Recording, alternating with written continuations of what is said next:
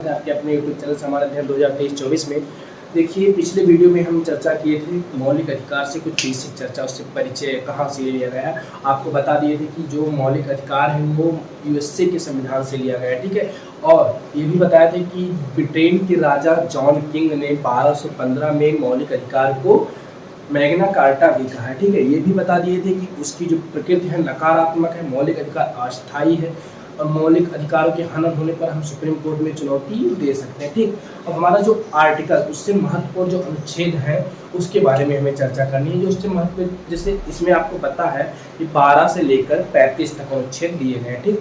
12 से 35 अनुच्छेद देंगे। इसमें जो 12वां है, इसमें राज्य शब्द को परिभाषित किया। इसलिए मैंने पहले लिख लिया जिससे वीडियो लॉन्ग ना हो, वीडियो ज़्यादा लॉन्ग हो जाती है, लोग बोर ना हो, इसलिए इस अनुच्छेद में राज्य शब्द को परिभाषित किया गया है।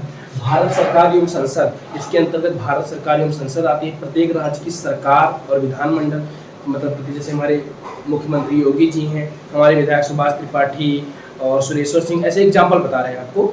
इसी प्रकार से प्रत्येक राज्य की सरकार और विधानमंडल ये भी राज्य के अंतर्गत आते हैं। राज्य का सीधा संबंध देश से होता है, ठीक है।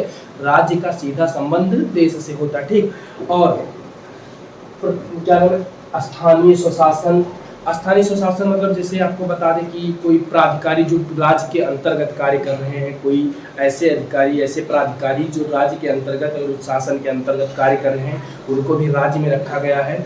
और जो प्राइवेट एजेंसी, जो निजी एजेंसीज हैं जो सरकार के लिए कार्य कर रही हैं, उनकी संस्थाओं को भी राज्य में के अंतर्गत रखा गया है। ये बातें आपको समझनी चाहिए। आपको बता दें जैसे स्थानीय शासन में पंचायत है, नगर पालिका है, जिला बोर्ड है, एनटीपीसी है, आईओसीएल है, बीसीसीआई है, बीसीसीआई। देखिए एनटीपीसी मतलब होता है नेशनल थर्मल पावर कॉर्पोरेशन, ठीक है।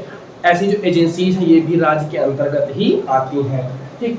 और जो बीसीसीआई है, आपको पता है क्रिकेट बोर्ड किससे रिलेटेड है, क्रिकेट बोर्ड से। इस 2019 में भी इस पे मामला चल रहा था, अभी 2019 में इस पे बहुत मामला चला है। जो खिलाड़ी थे वो कह रहे थे कि हम राज्य का हिस्सा नहीं हैं। तो सरकार कही कैसे राज्य का हिस्सा नहीं है, हम भी तुम्हें इनाम देते हैं, तुम्हें प्रोत्साहित करते हैं। कहने का मतलब कि सरकार से प्रत्यक्ष या अप्रत्यक्ष रूप से लाभ लेने वाले सभी क्या नाम है सरकार के राज्य के अंतर्गत आते हैं। ये था हमारा आर्टिकल 12, ठीक है। आर्टिकल 13 हमारा, इसमें मूल अधिकारों से असंगत तथा उनका अल्पीकरण करने वाली विधियां हैं। इसमें ये कहा गया है कि यदि मूल अधिकार जो है वो टकराव के कारण प्रभावित होंगे तो उन्हें विधि शून्य घोषित कर दिया जाएगा। इसमें यदि कोई दिक्कत होगी तो उसे विधि शून्य घोषित कर दिया जाएगा। और इसकी जो मतलब इसमें ये बताया गया है कि 1950, 26 जनवरी 1950 के जो कानून थे, न्यायालय उसकी समीक्षा करेगा। और यदि कोई व्यवधान उत्पन्न होता है, टकराव उत्पन्न होता है, तो उसे विधि शून्य घोषित कर दिया जाएगा, ठीक है। इस अनुच्छेद के तहत विधि शब्द को आपको बता दें, इस अनुच्छेद के अंतर्गत विधि शब्द को परिभाषित किया गया है। विधि शब्द को किस प्रकार परिभाषित किया गया? संसद द्वारा पारित सभी बिल अधिनियम विधि, संसद द्वारा जितने भी बिल अधिनियम विधि पारित होंगी उसकी विधि, ठीक है।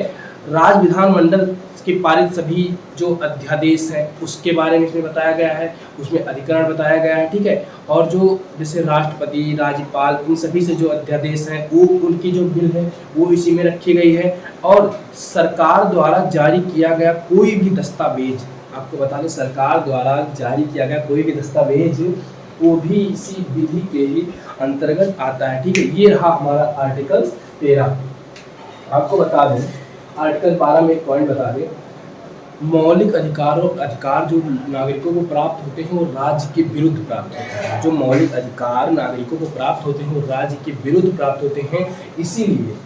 इसीलिए इसका हनन होने पर हम सुप्रीम कोर्ट में चुनौती दे सकते हैं, अपील कर सकते हैं। ये हम नहीं कह रहे हैं कि राज्य के विरुद्ध मौलिक अधिकार। आप महेश वर्णवाल लिखे दे रहे हैं, महेश कुमार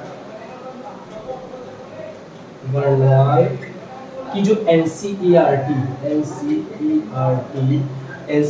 का पेज नंबर 54 ऊपर से तीसरी पॉइंट देखेंगे, ऊपर से तीसरी पॉइंट में ये शब्द लिखा गया है। महेश कुमार वर्णवाल की एनसीईआरटी की पॉलिटी की बुक में आप जब देखेंगे तो पेज नंबर 54 पे बताया गया है कि मौलिक अधिकार जो है वो नागरिकों को राज्य के विरुद्ध प्राप्त होता है। इसलिए इसके खिलाफ जब इसका हनन होता है तो न्यायालय में चुनौती दी जाती है। ठीक है, ये रहा हमारा आर्टिकल 12 और 13। अब हम इसके बाद बहुत महत्वपूर्ण हमारी दृष्टि से अगर देखा जाए तो जो आर्टिकल 13 है बहुत इंपॉर्टेंट है, मोस्ट इम्पॉर्टेंट हमारी दृष्टि से ये बहुत इंपॉर्टेंट है, इसके बारे में आपको समझना चाहिए। ठीक है, अब हम बहुत इंपॉर्टेंट टॉपिक की तरफ धीरे धीरे बढ़ रहे हैं। अब हमारा आएगा समता या समानता का अधिकार। समता या समानता का अधिकार, समता या समानता का अधिकार आएगा। और आपको बता दें इसमें 14 से 18 अनुच्छेद है। इस टॉपिक पे हम आगे चर्चा करेंगे। इसी के साथ धन्यवाद। हाँ, एक